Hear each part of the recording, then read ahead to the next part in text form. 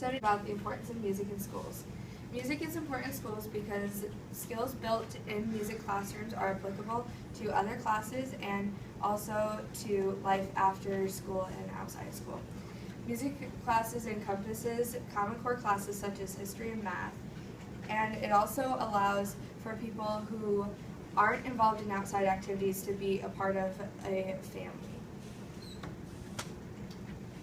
According to the National Association for Music Education, music classes have shown to improve SAT scores. In verbal, those who take music classes improve by 63 points, and in math, 44 points.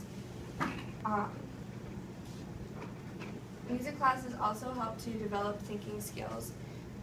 Creative problem-solving skills are developed in music. For example, when we were doing a song, we had to have the sound of rain. We were having a hard time coming up with an idea of an actual instrument, so we had to creatively think outside the box, and we found an old pan and we were tapping on it and it sounded like rain, so we used that in our song instead of a regular instrument.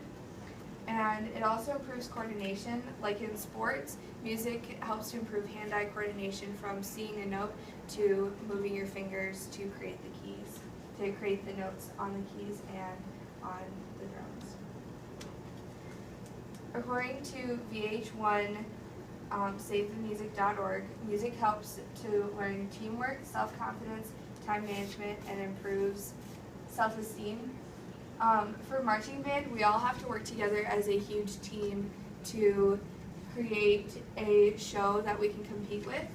And performing from audiences boosts our self-confidence, especially when we get a 1 rating, which is the highest rating in band, so that we feel like we actually did something good. And then we had to manage our times in practice because we only have 50 minutes to an hour and a half a day to work on our show, and we really want to get a lot done so we can get that 1 rating at contest. And it also increases our self-esteem to see when we get good ratings that we did something well. So one of the things that it helps with is with math, and the smartboard's not working, so I'm going to draw it over here. So with math, in regular music, the common time signature is in 4/4 time, so there's 4 beats per measure. And so how it breaks down is that each note is a fraction. So a quarter note would be 1/4, an eighth note would be 2/8, a 16th note. 16th notes are obviously 16th, so that would be 4/16, and then to make this actual 4/4, I'll put another quarter note. So we add this all up, it equals to 1, which would be the fraction of 4/4.